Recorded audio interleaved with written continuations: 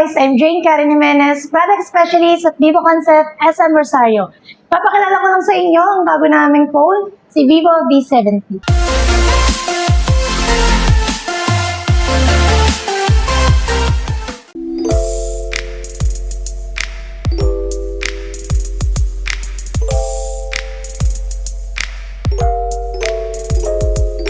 Ito ang ating Vivo V70, ayan ang kanyang appearance. Ayan. Ayan, ito ang kanyang appearance. Ano bang meron kay V70 na wala kay V60 na nauna din namin na syempre pumatok din. Syempre si V70 mapapansin nyo yung alloy na yung kanyang gilid at syempre yan, flat surface na siya. Ayan ang kanyang design. Kita nyo yan, di ba? Sobrang ganda. Handy lang. Ayan. Ayan. Pinakauna pala na ipapaliwanag ko sa inyo is camera. Ano bang meron kay V70? Si V70 is naka 100 times zoom, 50 megapixel ultra telephoto. Ayan.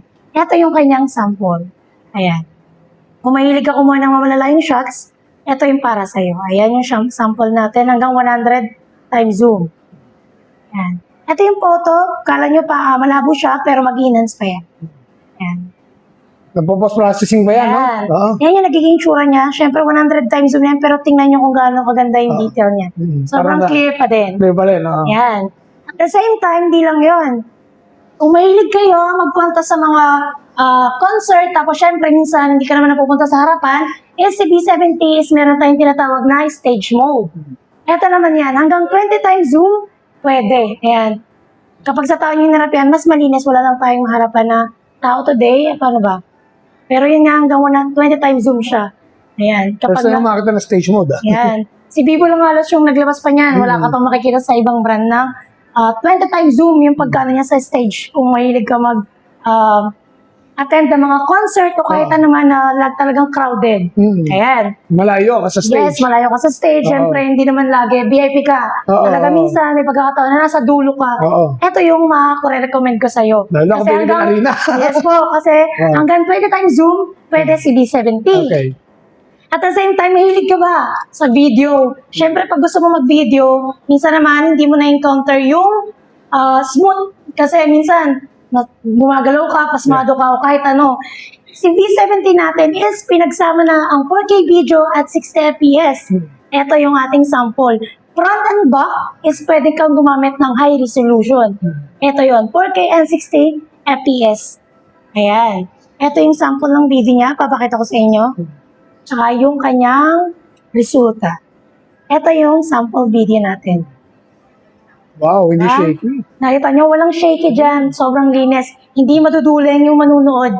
Kapag pinagsabay mong gamitin si 4K video at 60 FPS na wala sa iba, kami palang meron yan. Yes. Ayan. Ang maganda dyan, hindi lang likod syempre. Kahit harap, pwede natin siyang magawa. Meron tayong 4K and 60 FPS sa harap. Ayan naman yung sample. Ayan. Okay, ikot. Lakas ng planta mo. Ito naman yung sample niya. Yeah. Diba? Oo nga, no? Gaano kaganda yan. Ganda nga. Diba? Oo. Hindi lang harap, meron na rin sa likod, pwede ka na gumamit ng high resolution. Siyempre, hindi lang yon. Saan ba patok si B70? Siyempre, sa mga AI. Halos ngayon, lahat ng phone is gumagamit na ng AI. Ito yan. Ano bang meron kay B70 na nadagdag na AI? Siyempre, minsan kasi pag kumuha ka ng picture, hindi mo naman minsan ma-achieve. Yung sobrang ganda talaga nakuha. Minsan, kahit ginawa mo na yung best mo, pero hindi mo siya ma-achieve kasi nga, minsan talaga maputla, boring talaga minsan. Ngayon, may nadagdag si Vivo sa ating portrait na AI. Ayan, ito yung mga tinatawag natin na AI. Meron tayong 4 season, meron tayong, pwede tayong magkaroon ng autumn, ayan, ito yung sub-season natin. Meron tayong spring, summer, autumn, at saka winter. Kahit wala ka sa ibang bansa, pwede mo na magawa dahil kay B70. At the same time, syempre, meron tayong tinatawag na creativity. Syempre, pag boring nga, ayan, ito yung may animation tayo, may cyber, may fireworks, may all blend, lahat na nandyan. Hindi ka na kailangan gumamit ng mga third-party application para ma-achieve yung ganong photo. Dito kay B70 natin, is marami na talagang nadagdag sa kanya. Ayan, pupunta ka lang dyan sa camera, napunta ka ng camera, portrait, AI, andyan lahat yung, natin, ayan. may season, may creativity, may region, may periods, lahat na ata nandyan na. Para maging mabuhay yung inyong picture. It's a Meron miracle akong phone. sample dito, baka gusto nyo makita. Sure. Ito yung ating sample. It's a miracle phone, ha? Ayan, ginamit ko yung phone ko nung pumunta kami ng... Ayan. Ito yung Four Season. Yeah. Ayan siya. Nasa right na. Ayan. Di ba? Winter. Winter yan. Ito naman yung autumn. Mhm. Ayan. Tapos meron tayong spring. Mhm. Ayan. Tapos ito yung talagang shot na normal lang. Normal siya, pero ang Yan ganda yung na, normal, oh. Oo. Normal yan. Ayan. Oo. Ayan. Ganda. Ganyan siya. Ang ganda, oh. Diba? Detail, no? Yes po. Oo. Ayan. Yan yung mga nagagawa natin sa kanya. Mhm. Tapos, syempre, ayun nga, may sample na tayo ng ganon. Mhm. Balik naman tayo dito sa camera ulit. Oo. Syempre, sa camera natin is, meron tayong underwater photography. Si IP68, IP69, dust and water resistant. Mhm. Syempre, yung iba dyan, matatakot ka talaga kapag careless ka minsan, nabibitawan mo, nababasa mo. Si Vivo 70 is no worry kasi naka IP69, IP68 dust and water resistant na siya. Okay. Pwede ka na talaga mag-capture through underwater. 30 minutes yung tagal, 1.5 yung lalim niya. Yung depth niya. Yes po, yung Yeah. lalim. Oo.